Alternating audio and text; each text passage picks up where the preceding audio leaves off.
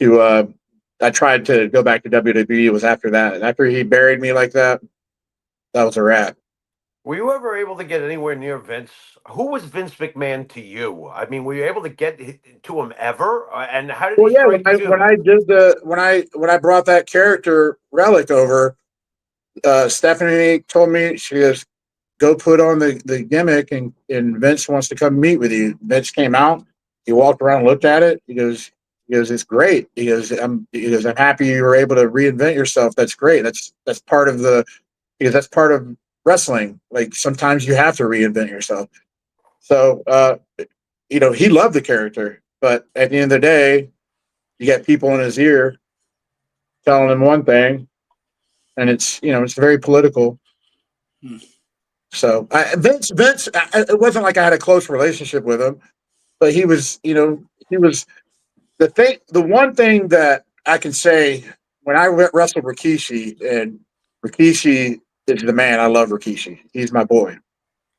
And when I pressed Rikishi on TV, that was the day that made me. Like he made me that day. He goes, "You think you can press me on TV?" I was like, "I don't know. Let's try it." So we tried it backstage. He goes, "Now, do you think you can do it in front of the fans?" I said, "Well, I guess we're going to find out, right?" I went out there, called the spot. We did it. And then I came back. Vince, standing ovation. Vince was standing and clapping. He loves that kind of shit. When you can do real shit like that, Vince loves it. So that day made me. And, from that point going forward, I saw like a different side of how wrestlers can be. I saw like people getting jealous of your push because they were getting a push. I saw people wanting to come and present ideas to you and try to work with you. And then I saw like Brock Lesnar, for example, because Vince goes, I want you to press everybody because that's your gimmick. Because you're pound for pound the strongest wrestler, and I want you to press everybody. So I'm getting ready to wrestle Brock, and of course, if Brock doesn't want you pressing him, you're not going to. So Brock came up to me, he goes, Vince told me to tell you because I was getting ready to wrestle Brock. He goes, Vince told me to tell you that he doesn't want you pressing me tonight.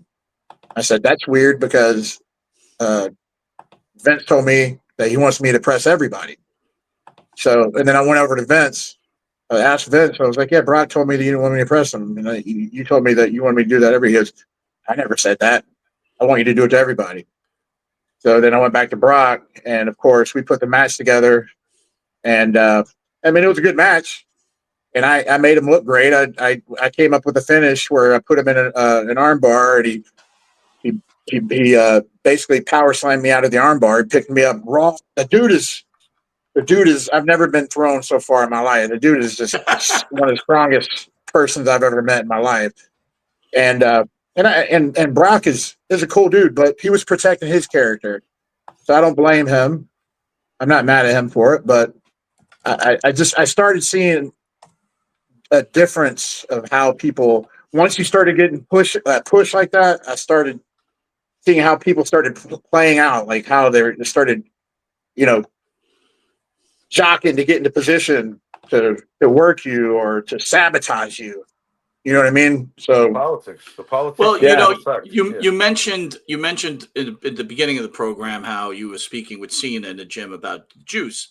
yeah, Cena, again, we're just fans, so I'm going to ask you. Cena was known through the dirt sheets and everything else, and from interviews, and we've spoke to a few people that he tried to hold down talent whenever he thought they were going to actually make a move and become, at his level. Is that the John Cena you knew? no, no. The John Cena I knew, we would travel together. We would uh we would sit in circles with all the wrestlers on a bus, and we would freestyle. I didn't want. I'm terrible at freestyling, rapping. But we'd Right. sit there on the bus, and it would go in a circle. You know, you're freestyling, and the next person to your left would always get it, and every time it was always Cena was always to my left, so I had to freestyle on Cena and talk shit, every time he obliterated me every time, and no, I I stuck around with Cena. Here's another funny story. So we were in Saginaw, Michigan, I had some girls in the excursion after a live event, and I'm not going to say any names who was in the excursion with me, but we had a flight back to uh, Connecticut. It was a private charter, and we went to Applebee's and just kind of killed some time, and then we showed up late, an hour late to the private charter. And I always knew that if I stuck with Cena, the Golden Boy, that the heat was I wasn't gonna the heat was gonna be deflected. So I'm the first one to walk into the charter. Triple H and Stephanie are sitting there and they just looked at me. They're just like, and then Cena walked in right behind me and they're like, ah. So it was kind of like I always knew who to stick with and then another funny story, I had to go to wrestler's court. So Undertaker was the judge, and this is how they police a lot of the guys internally.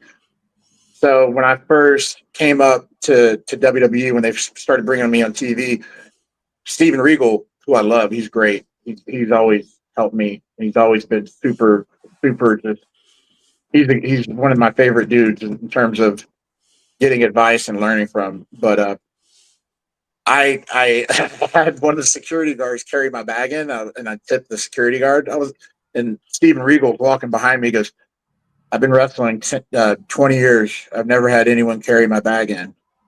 I was like, I'm just trying to tip the guy to help him. He's like, started shaking his head, and then I'm like, fuck, all right. So then I'm in the back room with a trainer, and he's putting like he's wiping oil on my back. The trainer, and Steven Regal opens the door and looks in, shakes his head, closes the door. And then before I know it, I get a summons to go to wrestler's court. And I'm like, fuck, how do I get out of this? Bradshaw was the prosecuting attorney. Undertaker was the judge. Who and so what I did was I was Wait like, a minute, but who's your defense attorney? That's where it's getting funny. That's where it's going to get funny. So I was like, how do I get out of this? So I started bright. So I knew Regal was a witness. I knew he liked reptiles. So I got him this really nice reptile book. I bribed him, and then I knew Undertaker liked Jack Daniels. Got him a big ass bottle of Jack Daniels, and then Bradshaw loved Jim Beam. I got him a big ass bottle of Jim Beam, and then I was like, how can I get out of this heat? Who's got more heat than me? Raven's got more heat than me. So I hired Raven as my defense attorney. So we get into wrestler's court. All the boys went back. We're in wrestler's court, and Undertaker goes, "Since you did so much bribing with everyone here, I'm dropping all charges on you, and moving all the charges onto Raven. Because you're dismissed." So I walked out, and then they prosecuted Raven. And that's how I got out of that. What would a typical fine be from wrestler's court? It could be you walk around in the back with a dress on, for a month straight, or it's kind of there's serious wrestlers court, and then there's just fun and games, and it was they were just kind of hazing me a little bit, right? And it was fun, but there's it could be something like as stupid as that. Did you ever have something more serious, depending on what the level of what happened? Couple things I want to cover, Jimmy. Yeah. 500 level has now improved on the M&P code. Now go to MP30 for 30% off. Jimmy, I got to tell you something, right? I was at the beach, again, 500 level. If you guys haven't looked at the shirts, right, go to the website. It's incredible. And I got to be honest, right? So it was a little chilly today. I brought the dogs to the beach. I was off work for the Jewish holidays, today. right? It was cold, yeah. but I have from 500 level, I have a Roman Reigns sweatshirt. Now, usually sweatshirts are not always the nicest fabric, unless I'm into really nice fabric because I just don't like things up against my skin. So usually I'll get thinner type of shirts, but this is a heavy sweatshirt. The fabric, unbelievable. And you're going to get a deal at 30% off, Jimmy. I mean, my God, it's a no-brainer, guys. I am telling you, once you get one shirt from them, you'll get 50. I They're so guarantee it. comfortable. And they've got so all the comfortable. sports. Yeah, dude, tell me what you think of it, Jimmy. They're so comfortable. I got to get a long sleeve now. I'm telling you, I got to, because it was chilly today, especially for a guy who's been in Panama City Beach the last 2 years. It was chilly today, and I love the material. It's so silky. Is that the right word for it? I don't know. No, absolutely, absolutely, dude. It's so comfortable. So yeah, I got to get myself some leveled long sleeves. That's for sure. 30%. And again, off, it doesn't. They got plenty of wrestling stuff. They got baseball stuff. They've got football. They got everything, dude. MMA. They got it all, man. And I'm telling you, it's very high quality. Again, 500 level code MP30, 30% off. So if a T-shirt costs you $20, what's 30% off on $20, dude? It's enough.